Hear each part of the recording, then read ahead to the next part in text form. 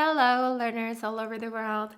Today we're going to learn specifically about ida verb, the verb that you will be using a lot of the times, trust me. So we already learned that the basic sentence structure of Korean goes subject, and then object comes and the verb is placed at the last part, unlike English, right? And we also learned what the subject and object is in a sentence and how to use the corresponding particles. And finally, we are moving on to verb. ida is also one of the Korean verbs, and it's a good first verb to learn because they're the most basic and the most used at the same time. So when exactly is ida verb used? So let's take a look at these sentences that I brought. I am a girl. I am a student. My name is Vicky. My parents are Korean. And there is one common pattern in these sentences in that it indicates a subject equals a noun, right? I equals a girl, a woman. I equals a student. My name equals Vicky. My parents equals Korean person, right? And in such cases, ida verb should be used, which translates to be. And please note that ida verb always follows a noun. Not an adjective, not a verb, not anything else. Always a noun that subject equals to. So let's actually try translating these sentences. So if you want to translate I am a girl, you can first put the subject, right? 저는 and subject marking particle. And then like we learned, noun comes next and then the verb is placed the last, right? So a girl is 여자 or woman, 여자. And now it's time to put ida verb. But just like we learned, a verb to be used in a sentence has to be conjugated, right? And the present conjugated form of ida is 에요. So, I am a girl translates to 저는 여자예요. How about I am a student? The subject is the same, I, so 저는, and a student is 학생. And then you put the verb, right? ida verb. And this time it's 이에요. And here you might be wondering, why are the forms different? And it has to do with what the preceding noun looks like. So if the noun does not end in 받침, 여자 does not end in 받침, right? In that case, you can use 예요. If the preceding noun does end in 받침, then you put 이에요. So actually, to organize it in a neater form, ida's conjugation. So the conjugation for 존댓말 ending and 반말 ending are different. And we're going to start with 존댓말. So it's either 예요 or 이에요. And ida is conjugated 예요 when the preceding noun does not end in final consonant, and 이에요 when the preceding noun does end in final consonant. And as for 반말 form, if the preceding noun does not end in 받침, it's 야. And if the preceding noun does end in 받침, it's 이야. And one thing about 예요 is that it's often pronounced 에요, but it's spelled 예요. So when you're pronouncing it, you can read it as 에요, and that should be fine. So now it makes sense why 예요 is used after 여자, 이에요 is used after 학생. And if you want to change these two sentences into its 반말 equivalent, you can say 나, the informal form of I, right? 나는 여자야. And the second one would be 나는 학생. And then you put 이야. 나는 여자야, 나는 학생이야 would be 반말 form. And 저는 여자예요, 저는 학생이에요 would be 존댓말 form. So I'm pretty sure by now, if you know how to say each noun in Korean, these sentences are not hard to translate. So let's try with my name is Vicky first. So my is 저 plus possessive particle 의. So my is either 저의, or you can also write the abbreviated form 제. And we're gonna go with 제 here. So name is 이름, 이름. So you can say 제 이름은 subject marker. And Vicky is Vicky. And this is the way how Vicky is spelled in Korean. And as you can see, Vicky does not end in 받침, right? In that case, like we learned, we can put 예요, which is pronounced 에요. So 제 이름은 Vicky예요. Would mean my name is Vicky. Next one. My parents are Korean. So my parents equal Korean. So in this sentence, you can also use 이다 verb. And for my parents, so we just learned that my is 제 and parents is 부모님. 부 means father, 모 means mother, and 님 is a word that's put after like a name, a certain name or title to show respect to them. So 부모님 is parents. But instead of 제 부모님, you can also say 저희 부모님. 저희 means our. And when we're talking about one's family member or one's home, we more often say our parents rather than my parents. So instead of 제, you can use 저희 부모님은. And if you want to tell your ethnicity or which country you're from, you can say your country name first and then put either in or 사람. 사람 means a person, so it literally means you are that country person. So Korea, the country, is called 한국. And you can simply put in or 사람 for Korean person. So 저희 부모님은 한국인, and you can say 이에요 because in ends in 받침. You can also say 이세요, which would be the honorific form of 이에요, and we're going to learn more in depth about it later when we get to the 세요 ending grammar. The next one is this is my bag, and we learned that this is 이거, right? And 이거 with subject marker becomes 이거는, and we also learned that 이거는 can be abbreviated to 이건. 이건 제 가방, my 가방. And you can say 이에요. 이건 제 가방이에요. Or if you want to use 반말, you can say 이건 내 가방이야. 내 would be the contraction of 나, I, plus possessive particle. So you can either say 나의 or 내. And usually the contracted form are used more often. 이건 제 가방이에요. Or 이건 내 가방이야. How about this pencil is mine? This doesn't mean this thing. It means this as a modifier, right? So you can use 이 연필. This pencil and subject marker. And mine is a noun, right? Mine, you can say 제 거. It's pronounced 거. 제 거. So 이 연필은 제 거. And you can end the sentence with 예요 because 제 거, this noun does not end in 받침, right? 제 거 literally means my thing. My thing. This pencil is my thing, as in mine.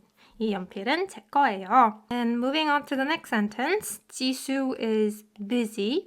So in this sentence, guys, 지수 is the subject, and there is no noun to indicate that subject equals noun, right? There is only a descriptive verb to be busy. So this is the part for a descriptive verb that corresponds to 바쁘다. So this sentence does not require you to use 이다 verb, right? Instead, you can use 바쁘다, this descriptive verb, this adjective. So you don't have to use 이다 verb in this sentence. How about there is something?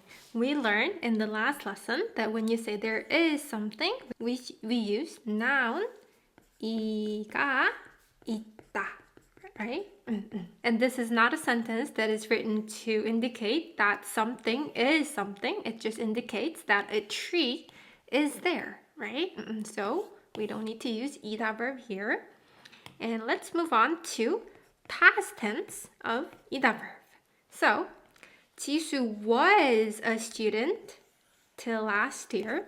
So this sentence also indicates that Jisoo equals a student, except that this was in the past, right? So we can simply conjugate ida verb in its past tense, and the rest of the rule applies the same. So we can write the subject first, 지수는, and we learn what student is, right? 학생. And then we can conjugate ida in past tense. And how you can do it is 이었어요. So 이었어 is the past conjugated form. And you simply put 요 for 존댓말 ending. And for till last year, you can say 작년까지 till last year. And the next one, 은지 was an alcoholic. So this also indicates that 은지 equals the noun, and this is in past tense, a year ago. So for this one, 은지는, so alcoholic, you can say 알코올 중독자. 중독 means addiction. 자 is a Sino-Korean word for person. So 중독자 means addicted person. So alcoholic, 중독자. And then you have to put ida verb conjugated in past tense, right? And since the preceding noun does not end in 받침, this time you can put a different form, which is 였어요. So as for ida's past tense, if the preceding noun does not end in 받침, it ends in vowel, you can put 였어요. If the preceding noun does end in 받침, you can put 였어요. This is for 존댓말, obviously because of 요 ending, right? And if you want to change it to 반말, the informal form, you can just remove 요 and say 였어 or 이었어 for 반말. So now it makes sense why we use 이었어요 after 학생 and 였어요 after 중독자, right? 은지는 알코올 중독자였어요. Now she is a good mother. For this sentence as well, she equals noun, subject equals noun, so we can also use ida verb in this sentence. But in this sentence, she can also be omitted because it's obvious by context that we're talking about 은지. So let's remove the subject this time.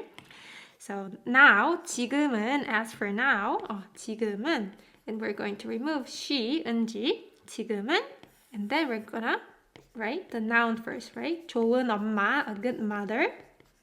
And then put the verb, right? ida verb conjugated is 에요. Since 엄마 does not end in 받침, we can put 예요, right? 엄마예요. 지금은 좋은 엄마예요. So 였어요, past tense, 예요, present tense. And this time, that person will be Jisoo's husband. This sentence also indicates that the subject equals noun, right? Except that this time it's in future tense.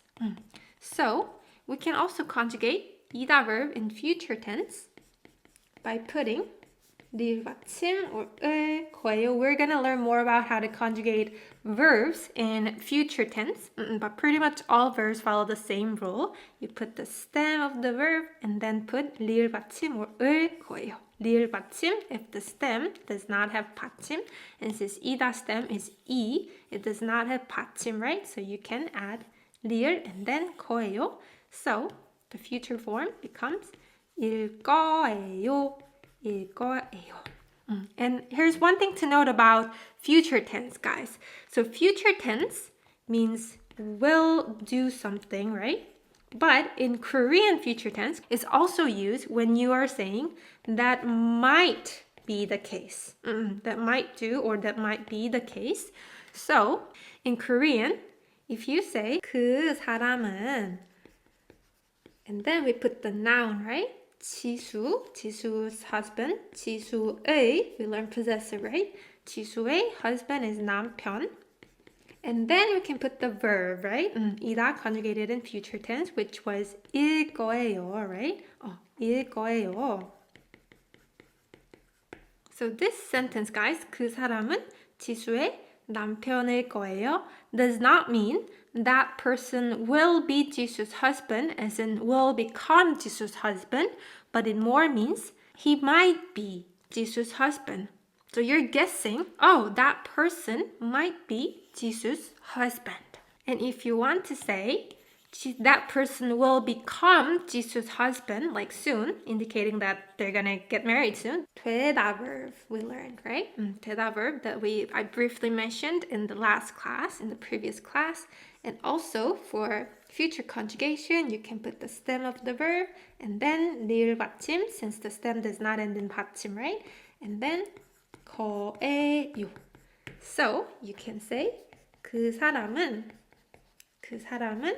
and we learned that when we say to become something, that something is marked with 이가, right? So 그 사람은 지수의, or we can put soon first. Soon is 곧 지수의 남편이, we mark it with 이, 지수의 남편, 지수's husband, 이 남편이 될 거예요.